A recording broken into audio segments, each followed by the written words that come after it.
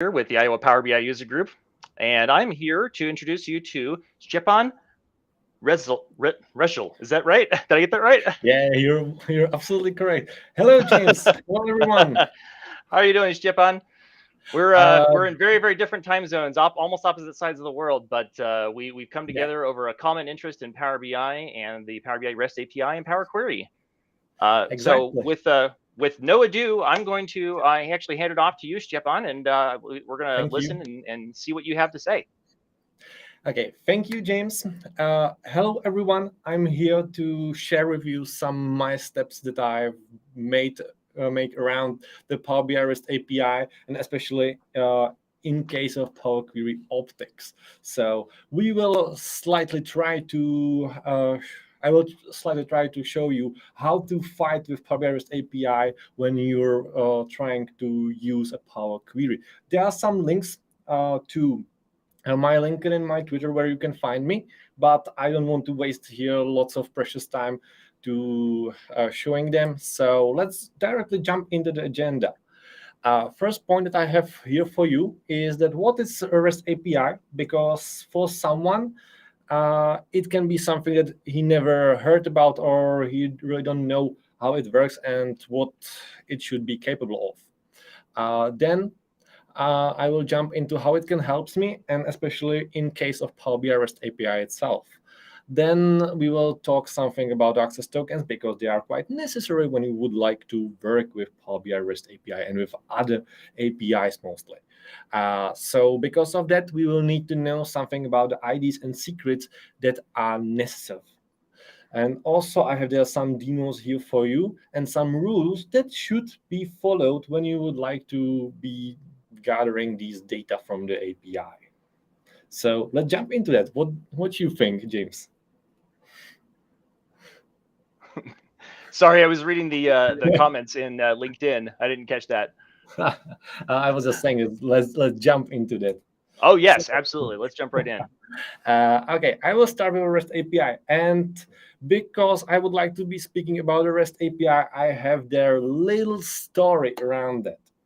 Uh, I would like to welcome you into our REST round, where you can see that we have there a little waiter called API.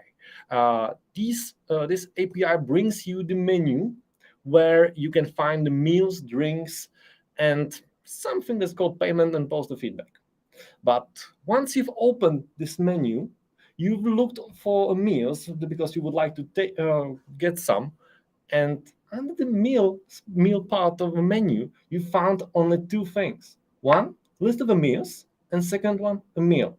Hey, that's not something that we would like to have. We want to really get the meal to be able to eat something because we are really starving, especially from my side where I have 7 p.m. I would really like to eat something. So, hey, waiter, please get me a meal. Okay. Uh, but waiter tells me, sorry, but I can't get you a meal because you didn't specify which one you would like to. Okay, but I didn't have any of uh, meal that I can get inside the menu. So maybe can you tell me the list of meals? So please get the list of meals for me. Okay, the waiter leave my table, went to the chef, and asked him what do they have on the menu for today.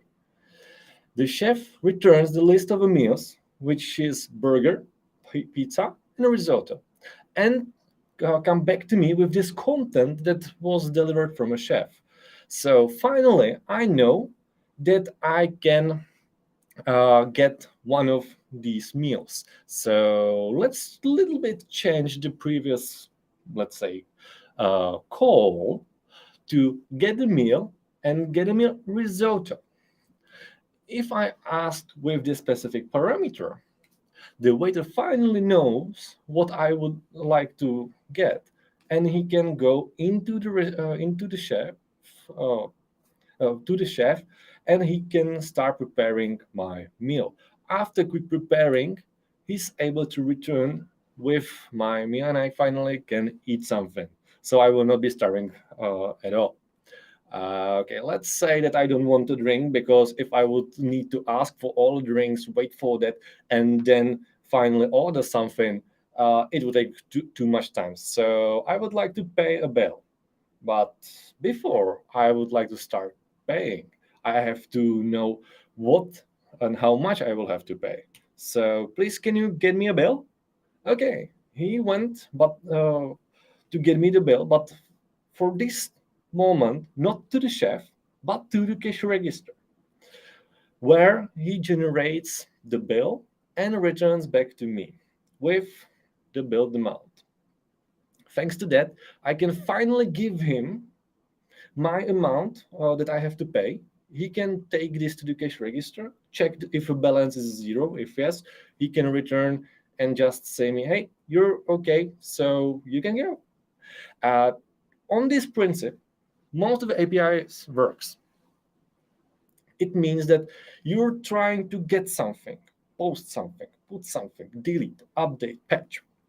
There are different types of calls that you can provide against some middle point, some API application interface that will delegate your question to exact provider, and it will generate the request, gather the response, and return the answer for you. These answers can be JSON, some XML, HTML, text, it can be whatever. But still, it provides you one point when you're asking the question, and he is gathering everything for you. He is generating all the requests, all the queries, and he will just be returning these responses. Uh, while we know these types of calls, we have to know how to ask. Before you will even start with some APIs, it's really great to test them. And I think, and I mean that, like, if you would like to be downloading data from an API, definitely you should be able to test that before you will start writing any scripts for that that will be gathering these data automatically. For these tests, you can use any tool that you would like to. I'm using a tool called Postman. Inside the Postman, I can define the type of a call. There's something that you were able to see in a previous slide, where I can modify which type of a call I would like to provide, like a get, post, push, delete, etc. Then the address on which one I would like to send this call, and this specific address also provides part that is behind the whole types, and it can be seeable here. Like I'm calling for my organization from admin perspective, and I would like to receive the groups. So it will exactly say the API what it is looking for. Then I have to, or I can set up my headers that will be provided inside the call. If you are mostly posting something, you have to be able to specify in which type you're providing your body or your content that you will be sending. And that's mostly doing by a header called content type, where you can set up that you will be sending the applications slash JSON type. So you will be really sending a JSON that the API will have to decode. But when I'm speaking about the content itself, even in Postman, I can describe it inside the body part. But we are not here to speaking about the Postman. That's just something where we will test all our calls before we will try to develop them. But what about the Power Query? How or what can we really provide inside the Power Query to be able to get these informations? And can we do all of them? Definitely not. Sorry. Because when we are speaking about the Power Query perspective, you can do only two types of calls. You can do a get call or post call. Get call is when you would like to get something, and post when you want to provide something. Definitely, we will be working with these two today, so you will be able to see them. Natively, natively you're sending the get goals. Every time when you will use web.contents inside a Power Query, I mean that function, you will be generating the get goal, unless you will specify the body that you would like to provide inside this call. In that case, the web.contents automatically change the type of a call from a get to the post, even if you were sending the blank body. Still, once you set up the body call inside, it will be the post. Then, inside the Power Query, you can set up address, and you can set up all three parts of address. The base, which should be the main part of URL, and against this base URL, you will be set upping your credentials and your authentication. That's something that Power BI works mostly with when we are speaking about credentials. Then we have there's something that's called relative path. That's a path of of the address that can sometimes change, and it can be changed by you by providing different parameter inside, or just by changing it from side to side. And this relative path is really crucial. Why? Because if you wouldn't set up it inside that web contents, and you will be doing it directly inside the base of URL, so you will be, let's say, joining two texts together, Power BI service will not be able to refresh these calls. Why? Because it will tell you something about dynamic data source. And for a dynamic data source, Power BI service can't set up the credentials. So every time when you will see this type of error, try to go back into the Power Query and look how you used web content, and maybe think over if you shouldn't divide the base URL into two parts, one into the base and one into the relative path. I will show you how to do it in a demo part. Also, inside the Power Query, we can set up the query part of a URL, which is part for HTTP query that mostly stands behind the question mark. Also, inside the Power Query, especially for web contents call, you can set up the headers. So anything that you would like to provide to API, even the authorization, so sending your own generated access token, can be provided by them. And as I mentioned before, you can provide your own content. And once you provide it, it will change from a get type of a call into the post one. But to be successfully able to send your content, you have to send it in binary type. So never forget to wrap it up with a text to binary function. And definitely something that I have to tell you something about. Authorization of an API can be really different. Some APIs works without an authorization, and they don't need anything be provided to be able to return the data. But some other APIs are using something called AP key, or username as a password. That is mostly the basic authentication. Also, some APIs are using access token, and it's most widely used type of authorization for API these days. Most, I would say, every call that you can have against the Microsoft technologies, especially the cloud ones, are using access tokens generated by OAuth 2. And OAuth 2 is something that we will need to cover also, right? Just switched. But let's say how it can help me, really. How the API in this moment could help me. Power BI REST API is able to see more information about any part of any artifact that is inside that you are able to see from a user perspective, even from an admin perspective.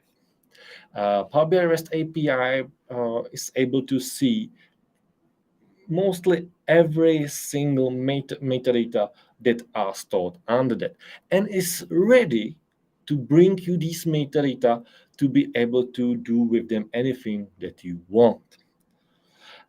It can gather information about data flows, data sets, deployment pipelines, their states, even about a new historization that is inside.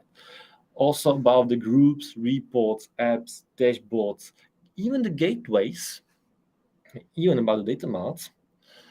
And against all these types, you can provide all specific API call types. So get, post, put, update, delete, anything that you would like to send against them, you're capable to do. And Microsoft described it quite well inside the Microsoft Learn.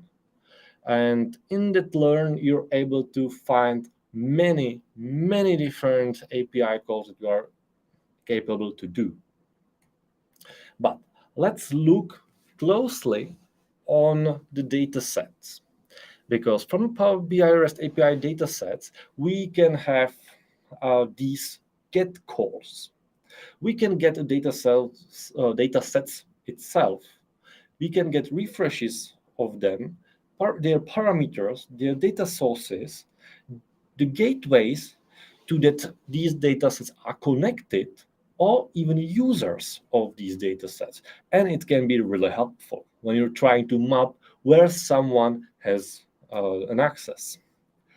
Let me show you these two, data sets itself and users.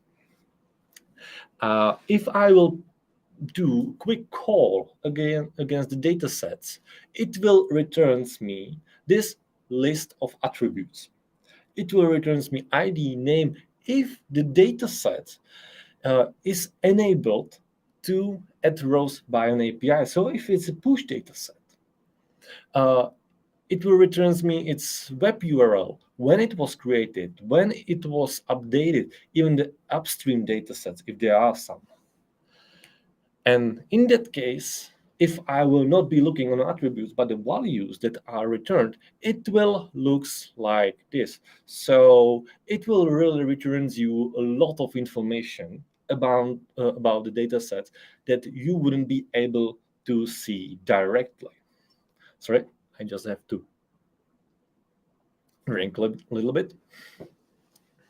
But from the user perspective, I've sent absolutely the same call again that I've sent before against the dataset, but now to be able to get dataset users. It will returns me all the groups, all the users, all the service principal that has access into this dataset and their specific access right. So I'm able to see who is capable to read, write, reshare, or the explore, or who can just read everything inside. Also, it will tell me if it's a principal type of a, as I mentioned, user, group, or app. So the service principal. But how to access it? Because now we know that it can provide a lot of great information. We know that Power Query can somehow be able to do these get and post calls with lots of other attributes. We know that it can generate a lot of information for us. But accessing this API is something that is really crucial. Because you have two different approaches how you can get to that. You can look on this API from a user perspective or service principal perspective. Both can be done inside the Power Query, even when both of them requires completely different setup. But both of them have one in common. They need something that's called access token. And if you have access token that is scoped for specific API, like for Power BI API, you're capable to get your responses. So let's talk for a moment how and why I can get these access token. When we are speaking about the Microsoft tenant, and especially about the Power BI service, and you would like to be receiving their data, you have to do OAuth too, which is something that is there to make sure that you can do your calls only against APIs that you really should be able to do these calls. So if I will look on that from a user perspective, I will have to do authentication against the Azure Active Directory to receive my access token that will be really scoped on one API, just one. With this access token, I can finally request the Power BI REST API and get my response. So before even I will ask Power BI REST API about anything, I have to ask Azure Active Directory for permissions for that. So how can I do this inside a Power Query? And when I should be user and when I should be the service principal? Because as I mentioned, I have the two different approaches, and both of them are completely different when you want to get this access token. If I will start with a user and user perspective, when I would like to get data from a Power BI service and for what type of data I can get, because user itself and his requests against the Power BI REST API were designed to get to get responses where user have access. So if I will be admin, I still will be able to get, let's say, everything. But when I'm not an admin, I still get information about my reports, my data sets. I can take over about some data set that is also inside the group where I have access and I am a member of it. But as I mentioned, it's mostly focused on a user perspective, where he can get and what he can get. But user perspective from OAuth is really hard, because when you would like to do user authentication in OAuth, you're doing something called implicit authentication. And in that case, you have to be able to call for a pop-up window where where user will really log in. And that is something that is in Power Query very, very strange, because how from a Power Query, let's say from an advanced editor, I can generate this window? Let's start from Microsoft Learn, where we can find some call just to be able to demonstrate for you that you're capable to try these APIs for yourself, even without be bothering with generating the access token. And we will be bothering with that in a moment. So let's start with the dataset inside the Learn, because inside the Learn, you can find this Try It button. Once you will click it, it will try to sign in you. If you will sign in, so yeah, continue with my account. Yeah, continue with this tenant. It will generate the access token, which is the bearer type of a token for you. So in this case, we don't need to be generating any access token for ourselves. I've select my call that will get information about one exact dataset for me. And it should be the dataset from my workspace. But still, if I will, as a user, go for this exact dataset, I will just copy paste it, drop it into the parameter called dataset ID and push run. You can see that response was still 200, and it will return me information about it. But mostly the calls that are provided from my org/anything are against your personal workspace. There are some different calls that will not start with admin, etc. It will be groups, and groups are, from Power BI REST API perspective, the workspaces. For these calls, you're still trying to get all the groups, all the workspaces where you have access. And as I mentioned before, if I'm the user and I have access into some workspace, I can provide these calls. Of course, if I will be a viewer, then I will not be able to provide these calls. And also, most of the calls are here for admins, and most of the calls can be turned off from Power BI admin calls because it can be shut it down. For these calls, but these calls you can try it on your own inside the Microsoft Learn. So definitely try them. Try to find what's really under that, and if there are some information that you would like to use, and they would be great for you to know. Okay. So here's just completely what we've done before. But now really the interesting question will definitely come up to your mind. How to build this inside the Power Query? Simple question. Start with a Visual Studio Code and install Power Query extensions. One that is just called Power Query, and second one that is Power Query SDK. Why? Because it can really help you with generating or preparing your own custom connector. And custom connectors are capable to generate the pop-up window where you can sign in and do this implicit flow.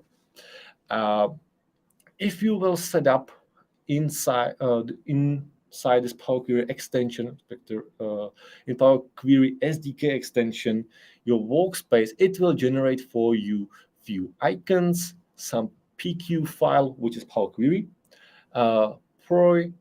query.pq, and the resix. There are mostly all the files that are necessary to build your mess file, which is a file that will be generated for you as a custom connector. At the beginning, it will start with an anonymous inside the authentication, but we would like to provide some Azure Active Directory call.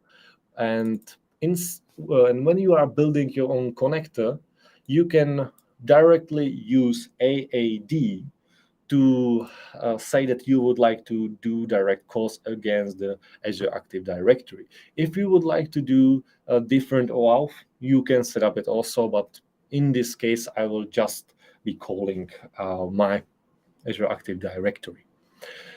Inside this AAD, you will set up the authorization URI and the resource. I've set up them up here, where you can see that I'm using the login.windows.net, common auth authorize, etc. And the resource, that is something that is really critical, is URL that will be used for Azure Active Directory to set up on what API you would like to be providing your calls. And for this API, it will generate that bearer token, that access token that we'll need. For our demo, I've set up one simple let inside the init call, where you can see I have there some JSON.document and web.contents, where I'm using the base URL, which is the api.powerbi.com/v1.0/my org. So it's just a start point. It's our base URL that we need. And I'm modifying this web contents with relative path. The groups doesn't have to have a slash before, because when web content is combining the base URL and the relative path URL, it's putting between them the slash for you, so you don't have to bother with the slash on yourself. So yeah, I will be generating only the groups, and we can also test this call for ourselves before we will even generate our mess file that will be generated inside the bin any CPU debug. You can find here that mess file that will be generated for you. But when you would like to test it before you will put it inside the Power BI and test it directly on that, you can go into the Power Query SDK, set the credentials, select the workspace, select the file against you will be sending this call, select your method that you've prepared previously in the PQ file, like AAD that we set up. It will pop up the window, and I will just go into my tenant. I have to log in, so I've logged successfully. And thanks to that AAD and that I've logged inside, the Power Query generates the AAD token for ourselves, and we can run evaluate current file. It will try to combine everything together, and it will generate the output. So it will really provide a call that we've set up inside the PQ as the contents. Because we are capable to see that we have the value that contains the list. So, okay, let's dive into that. And we will take the value from the result and look what's inside. I just saved and run evaluate current file again, and I'm capable to see the recalls that are currently in that value. So let's look what's really inside. So we will take the indexed one, evaluate once again, and yes, we're finally able to see the data that are stored inside our Power BI service. And it was done from Power Query. Okay, I know this is a little bit of cheating because I've done that inside the Visual Studio Code and not inside the Power BI. But I never said I will be doing it inside the Power BI. Let's jump back into the presentation for a moment. Sorry. Yeah. Demo is something that we just already saw. I have there also part for service principal. Queries that can be done from service principal, because it's something that I didn't tell to you before, can be slightly different. Not every call can be done as a service principal, and not every call can be done as a user. There are several calls that can be done only by service principal, and some that can only be done by a user. But let's say the get groups, get data sources of a data set can be done both of them. Also, from a service principal perspective, and even from a user perspective, you can do very, very interesting call that's called widely shared artifacts, links shared to whole organization.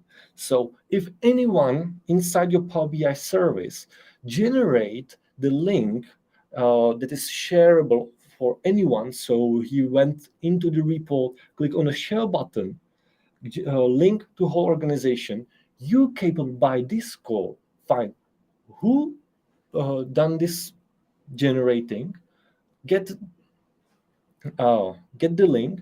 You can get when it happens and on what and who is creator of that original source. So it can really help when you're doing a tidying around your Power BI service. But for tidying, I have completely different call for you, and it's called unused artifacts. Get unused artifacts is call that will returns you uh, all artifacts that wasn't used a while. And in that case, you can went through your Power BI service and really start tidying.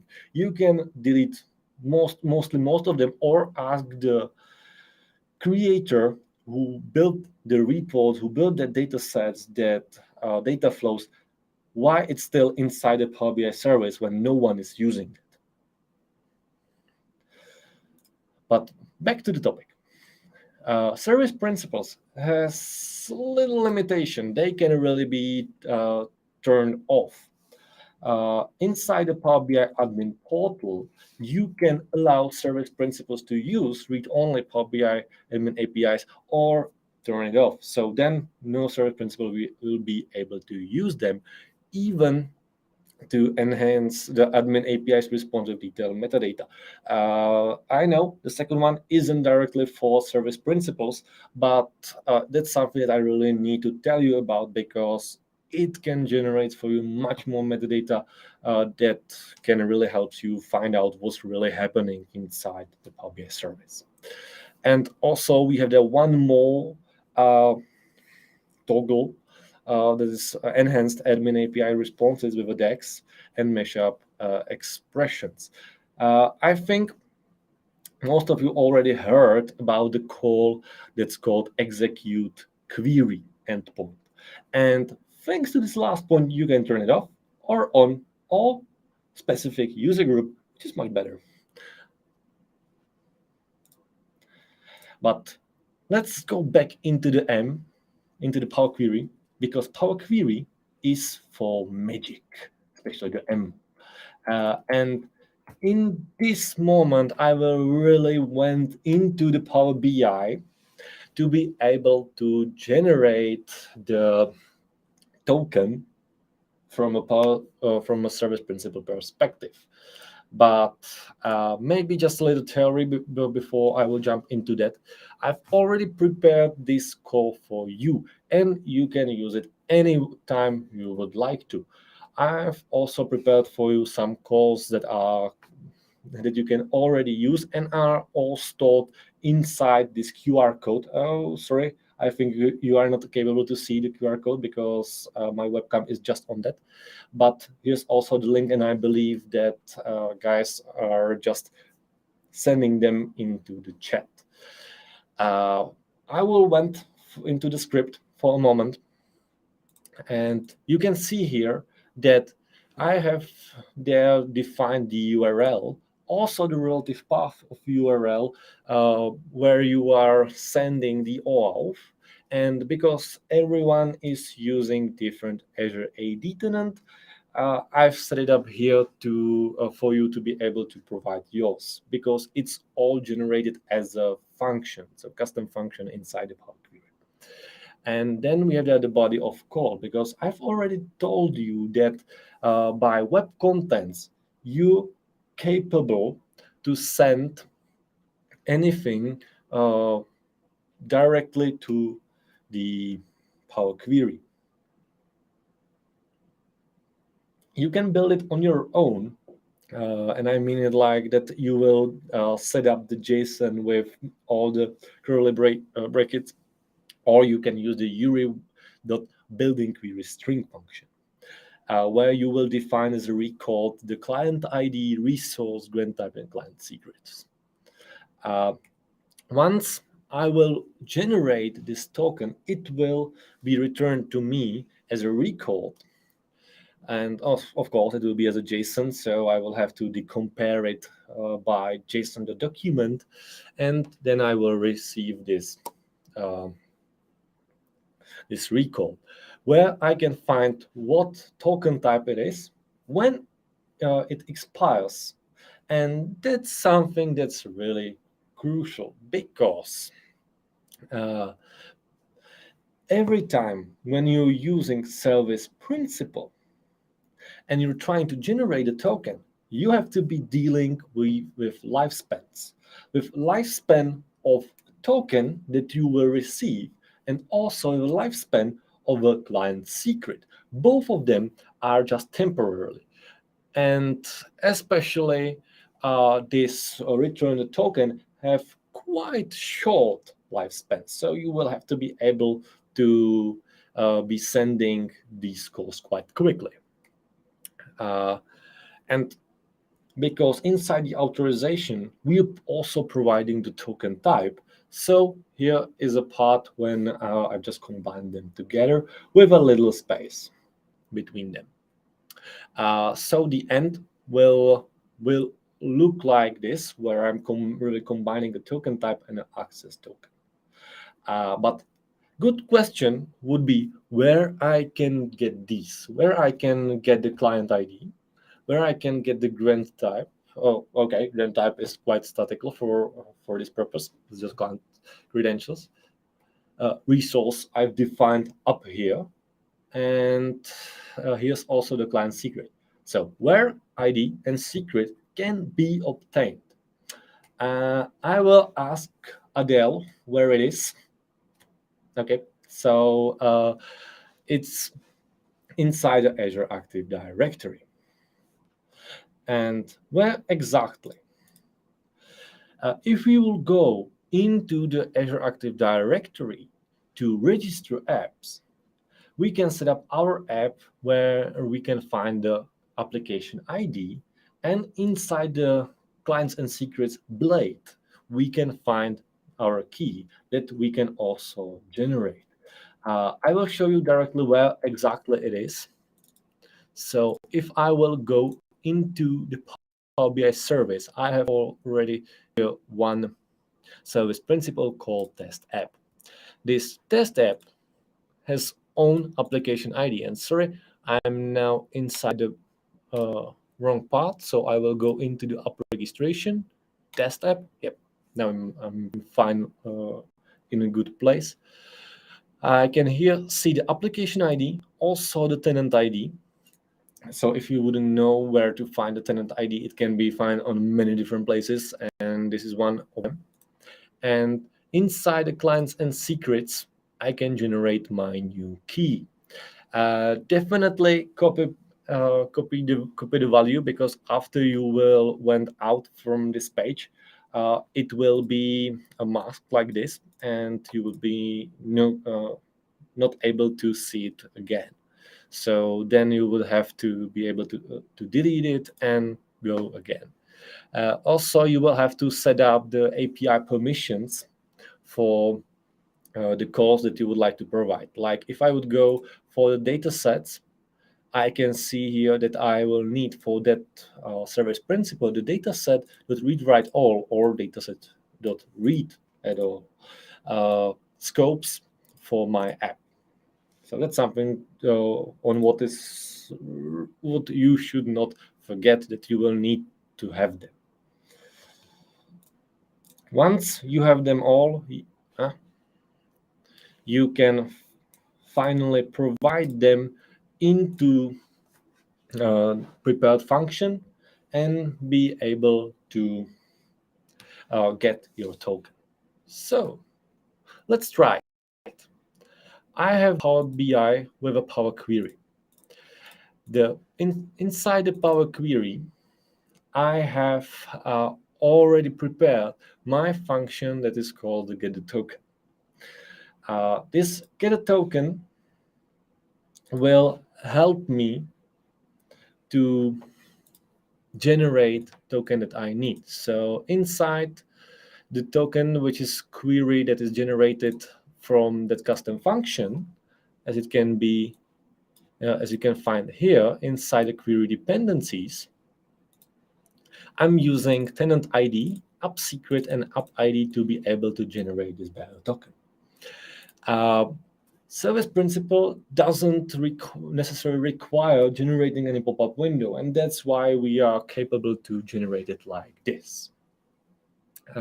But once we have this token, how we can provide our token to Power BI REST API to get our data. So let's try it.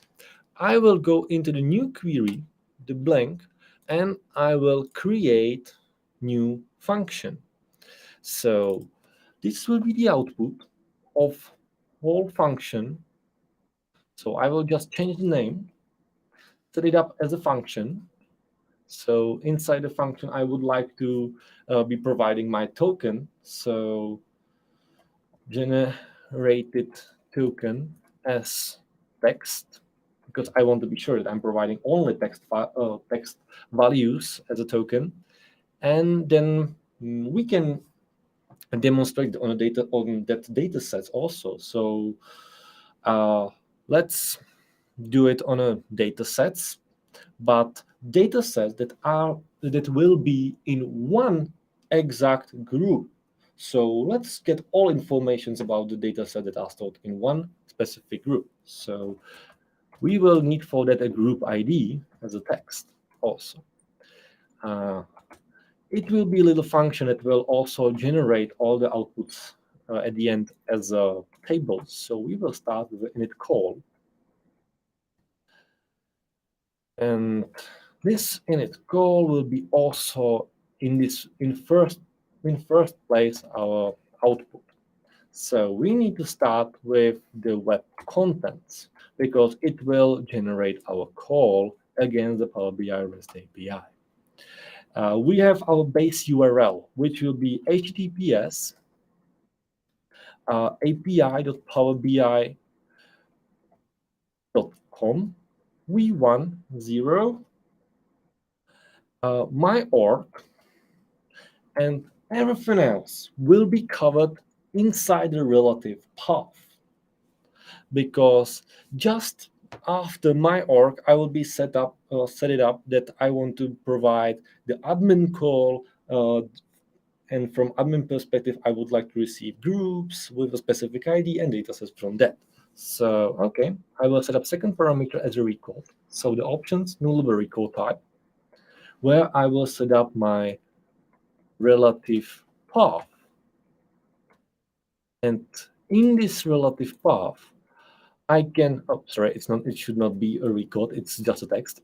So we'll provide that it's admin call, it's call against groups and against specific group ID. So, okay, I will provide my group ID here, and I will want too much these. So group ID and other part of the URL, so /datasets.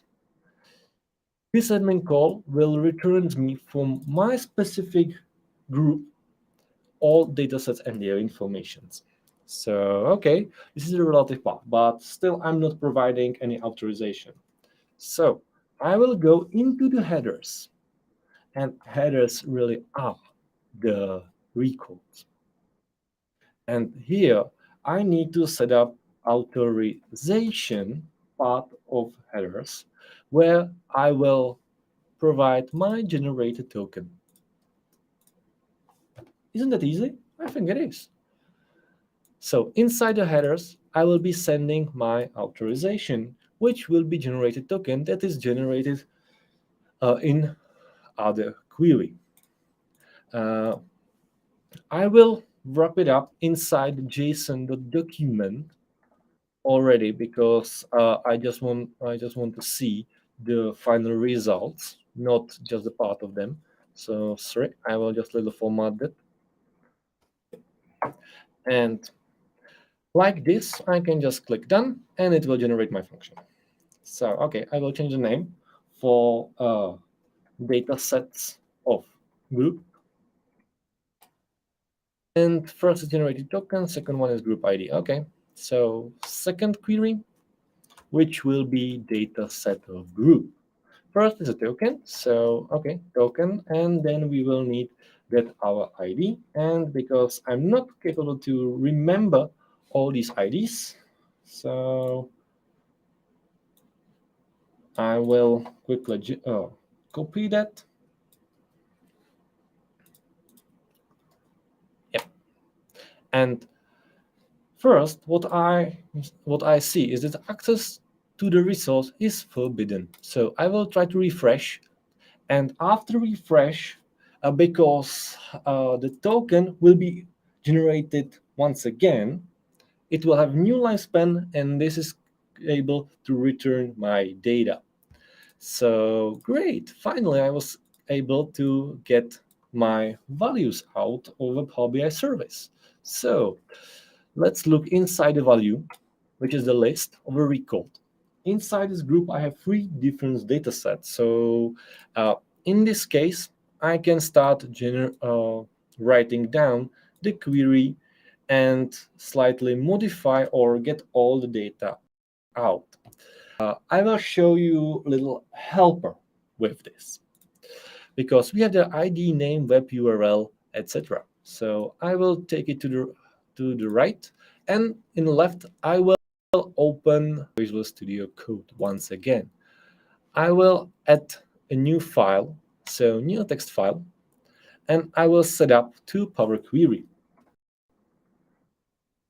And why I'm doing that is because inside that Visual Studio Code, I have something that's called GitHub Copilot. And this GitHub Copilot should really helps me with generating my output, because table generator, and as you can see, it's already trying to tell me what I can use. But sorry, this is definitely not the call that I would like to use, because I don't want to be gathering these informations by these calls when we can do something much more clear. We can use a table initiator. And inside the table initiator, we can set up our types of all columns that we will be gathering. So type table inside the record, and its ID, ID as a text. And as you could see, it's also providing me something that should be possible it will be inside. And also it trying to figure it out which type of data I will be receiving. So if it's a text, number, etc. Now it get me ID, name. Let's gather just few of them. So it's refreshable, and because it started as a is, the Copilot thinks that it would be great if it would be logical. It really is, because it's true. Last of them that we can get inside will be created date. And as you can see, it also provides me it should be the date time, or that he thinks it will be the date time. Once I've set up all my columns, and it should be it could be very long list, I can really assign these data inside. So list.transform. It's trying to generate something, but not quite well. So we will use a source, and also already it's trying to tell me if I don't want to use this build block. But no, sorry, it should be as a list, not as a record. So once again, I will just delete the name that I don't want to have, and I want to make sure that every time I will not I will return something, so I will use the question marks, so it will at least generate for me the nulls, not the errors. Once I have a table, I have to secure that I will really return really get the date time, not text value that just looks like a date time. So date time from, and yep, it looks great. So okay, I will use a table generator, copy paste of all, advanced editor, done. And yep, we have everything. In this moment, I've generated my table with the data types and with all required fields that I wanted inside. This is one way how to get the data from a Power BI service as a service principle. And this is pretty straightforward for me. And I really like it, like doing it like this. But we have to go once again back into the theory. Because if you will go into the dataset and prepare your key, I mean the access key, so the access token, and use it inside other queries to get the data, then you will build interesting report that will answer every possible question. You will publish it into the Power BI service and hit the refresh button. What do you think that you will see after few seconds of a refresh? Do you think that it will work? I'm sorry, it will not. Why? Because it will return this type of error. It can look quite different because these errors are changing from time to time, but still it's referring to absolutely the same issue. Once you are using the authorization anonymous that has to be inside our course as an anonymous against Power BI API because we're providing our own authorization, it will be set up as a public once we will publish it into the Power BI service.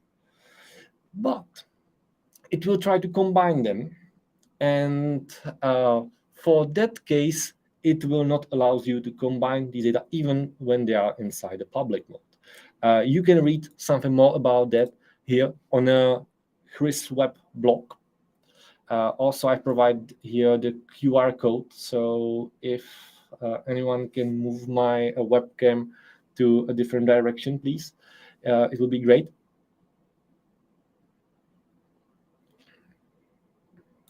Because inside this article, you can find most of the information about this issue and what stands behind. But if the dataset is not a solution, even when in Power BI desktop it works, we at least have a second option. We can use a data flow. Because inside the data flow, in the options, in the project options, we can check that we want to allow combining data from multiple sources. Okay, it could expose sensitive data or confidential data to unauthorized person, but it will strictly depends on who we will let go into our workspace where we are building this. If we will do this inside the data flow, it will look completely same. So we will be capable to prepare that and finally refresh that. So yeah, it will be finally live. And because of that, we can start talking about new construction schema that can be done with these data to be able to get them all on one place. And in that case, you can combine Power BI REST API data, the Graph API data, where you can get lists of all users, all groups, all sensitivity labels, and really combine them into the dataset to prepare some awesome report. And sorry for typo, it should be the report, not a dataset. So last point that I have here for you is that there are some rules that first is that every API has limitations. So if you will try, or if you would like to be doing the calls against the API, definitely went into the documentation and try to find these limitations. Mostly they are on calls per hour, execution time, or for permissions. Then that client secrets and generated token has their lifespan. After operation, you must create a new one. New client secret, new token, access token, as we done before when I had to click on that refresh button, because the previous token was there quite a while and it was just waiting for me to refresh it. Then that Power BI desktop will allows you to do more than your data set can really do inside the Power BI service. So if that happens, don't forget to try it in a data flow also. Then the data flows stores entities/tables as a typical table. So if you will load the query that is text, number, whatever, it will be converted into the table.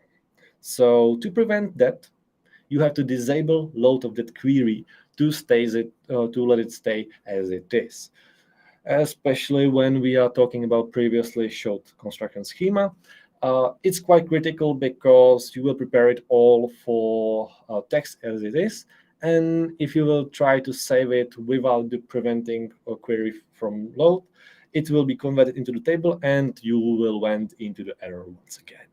And you will have to change the query on the end, because you will have to focus on a column called value or column and for first row. And then one very crucial rule, that is that for complex requests that can be modified by date, you should definitely use incremental refreshes. So that's something that really you should have in your mind. And one of these core is definitely the activity events. If you really would like to be gathering these data by a data flow or the Power BI itself, definitely use, please, the incremental refresh, or do it somewhere else, like Azure Data Factory. It will be much faster, much efficient, but still, this is an option. So thank you so much for the attention. You can find here my links once again, and I'm here to answer any question that you possibly could have.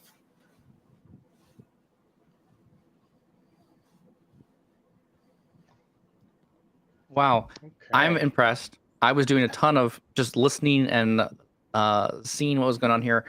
Love the detail here. I was just working on a project recently in the last probably about 2 weeks. I was doing the exact same thing, trying to get through this experience. And I loved your example there around using data flows to be able to more aptly grab the data from the API calls, which just makes a lot of sense. It's a process made for basically hitting APIs. And I mean, it's a much better experience from a developer standpoint. So we have a couple questions. I think there's one from Daryl. Does the data flow allow for your custom connector? No, unfortunately, data flows are not supporting custom connectors yet. Hopefully someday they will, but in this moment they are not supporting them. So that's why I'm still have two different GitHub repositories, one for functions itself and one for custom connector. Gotcha. So you can basically load those M queries directly into data flows, and as long as you set up the right sequence of calls there, those should be fairly easy to work with and utilize inside the data flow experience. Exactly. Okay, excellent. Any other questions came up, James, on the other channels? Maybe some LinkedIn ones. There was a question that came up on LinkedIn just a moment ago that asked how to read data in chunks from API. It sounds like it's probably a question about pagination. Ooh, aging on an API. Good question. I will show you a little demo. Nice. All right. Excellent. I know Love that it. sounds a little devious, but no, it's good. I like it. This is very common. I mean, a common thing in APIs is the API doesn't want you to abuse it, and therefore an API will just say, "I'll give you some information, but not all of it all at once." Because you could potentially, some APIs could give you millions of records. Apparently, so Microsoft or other API developers want you to page through the API. Excellent. Definitely Power BI are using a pagination also. And here inside my Power BI REST API PQ repository, you can find also the admin folder where are the users and the artifact access, because you can directly ask Power BI REST API where one user has access, and it will return all the artifacts for you. And for that, I'm using the list generate because it will be returning the continuation URI and continuation token. Definitely much cleaner way would be using just continuation token, and by the relative path, just combining them together. But there's a little issue. Especially inside of Europe, I'm not quite sure if it's same work in America or other parts of around the globe. But in Europe, the original URL and continuation URL, their base are completely different. The continuation URL, especially its base, will return just a proxy. And even if you will try to use the original URL with that continuation token, it won't work. So that's why I'm using here the continuation URI as it is. But inside the Power Query, you still can use something like this to be able to went through all the pages and get all the data that you need.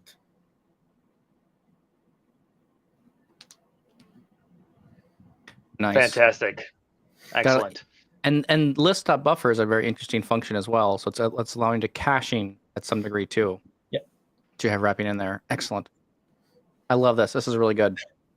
I'm glad that you have this all worked out, because these are the things that are challenging, right? It's these little nuances that make it hard to work with APIs. We had another question that came in from YouTube. It looked like Mike, if you want to field I can that. catch this one. Yeah. So Bishop asks, any thoughts on how one might add a programmatic loop to loop through more than 100 workspaces using the scanner API? And so so a couple challenges here, right? Initially, I mean, I'm looking at this going, yeah, there is a lot of details around getting data or absorbing data from APIs. And particularly when you have a very large Power BI environment, the APIs themselves start slowing down because there is so many more workspaces to get through. The load time, and again, as we're thinking about this together as data engineers, as we're playing around with this, right, we're thinking, oh yeah, that's a great use case to do that in Azure Data Factory or in Azure Synapse. So there are other tools that also do API call things as well that you can leverage. But again, how would you do that potentially in Power Query, what you've shown here? Inside the Power Query, definitely what I would be doing, and I'm a little bit smiling because I already implemented that inside the custom connector that I've built. Nice. I can provide that the list of workspaces that can be even around, let's 300, say 400. Yeah, it really doesn't matter. And it will split these scores into the separate lists. And because I can provide a 16 simultaneous requests against the post info, I will send up to these 16. Sure.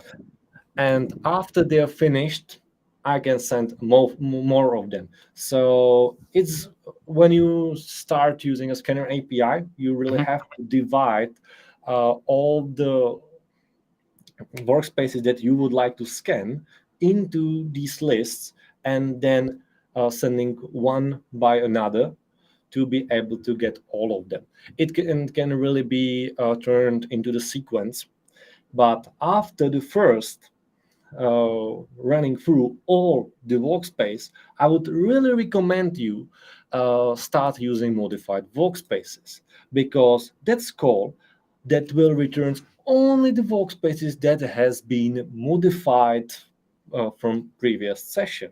So it will helps you not to be wending through all the workspaces again, but only where really the change happens.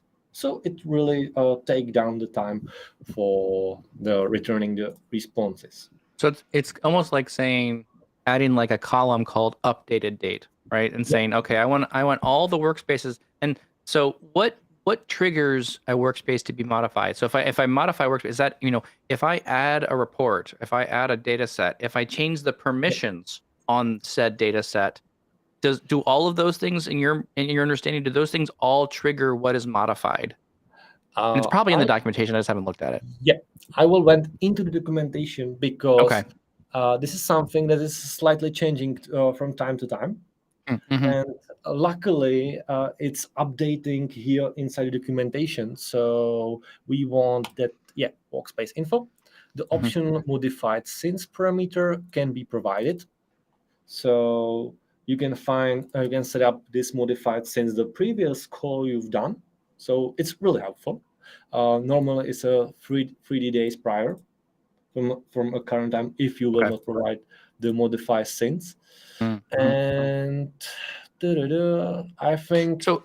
In reality, like, I mean, if you're doing this call every day, you're likely catching any changes that have happened in the last 30 days. And if the API call is still getting you more than 100 workspaces, you could send it a smaller window of time and say, okay, I don't want it every update in all 30 days. I could just say the last 7 days. But if you're refreshing the data every day, you're then getting any change every day for the last 7 days. Yep.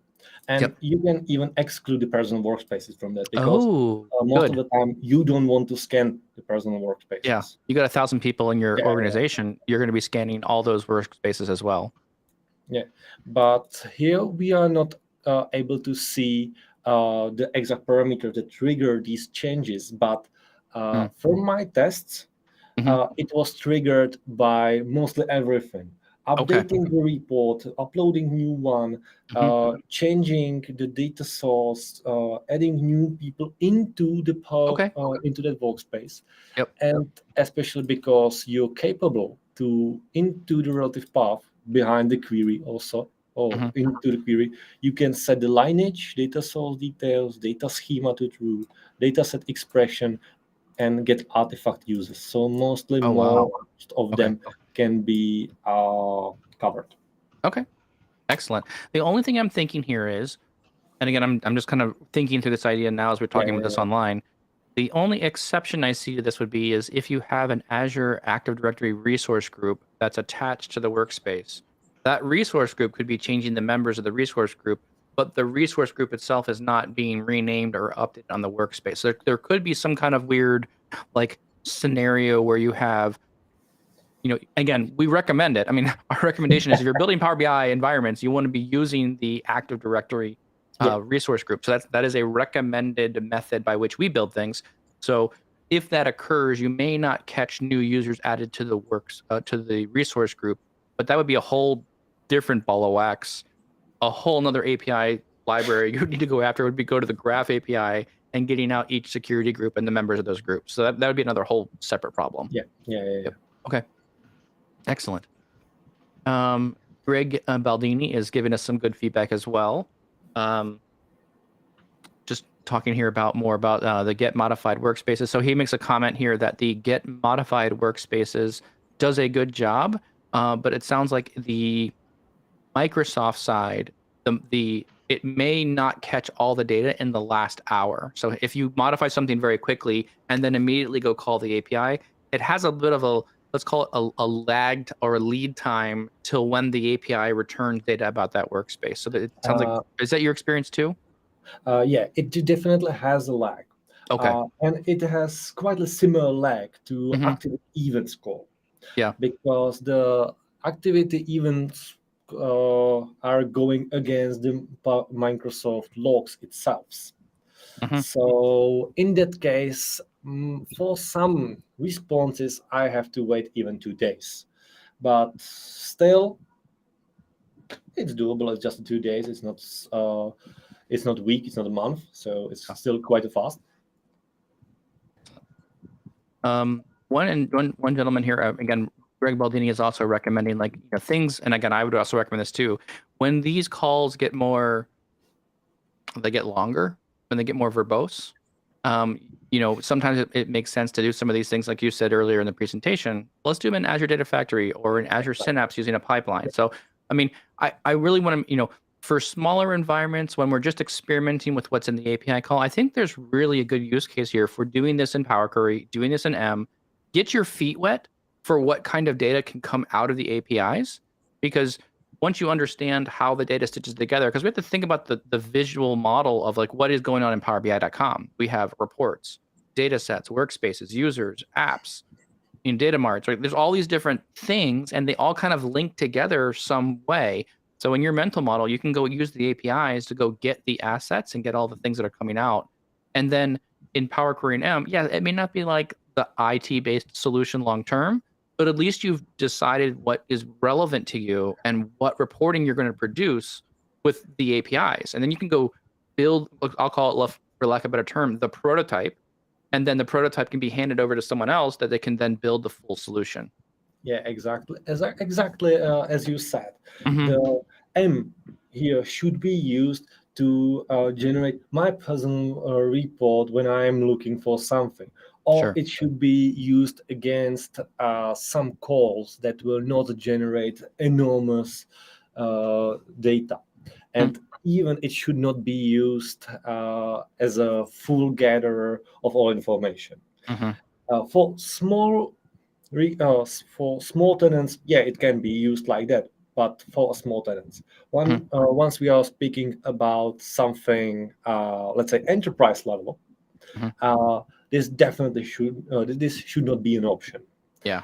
And especially because in every single call, you have to be providing that access token that has to be generated directly inside the Power Query, where you're storing this client ID and client secret as a plain text. And it definitely should not be done. That's something why I've built that custom connector, because I don't like to using this also.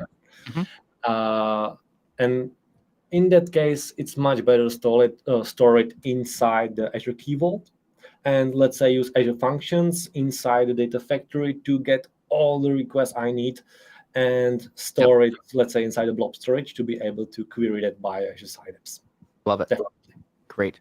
Well, we'll have to hit you up for version 2 of this, where you go through and do like, okay, let's, we've already done version 1 in Power BI, we've done the prototype. What does it look like to put it in the enterprise model now? We'll have to have you back at some point in the future to do the Azure Data Factory or the Synapse version of this as well. It'd be really fun.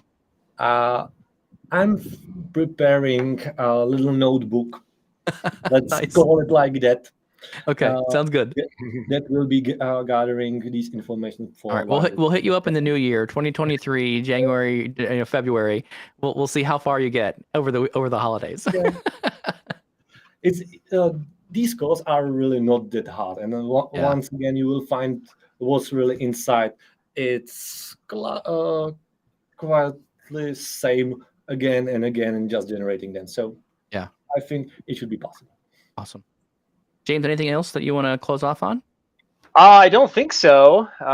There were a couple questions that were in the LinkedIn chat, but I was able to answer those because they were not really related to the REST API. So I think this has been a fantastic presentation. I was taking notes the whole time, not just on the subject matter, but also on just your presentation style. Stepan, that was a fantastic. That's probably one of our best meetup group events. So thank you so much for joining us, and thanks, Mike, for helping produce this. This has been a lot of fun, and I'm glad everybody was able to come and check it out. Thank you so much, guys, for having me. I really enjoyed it.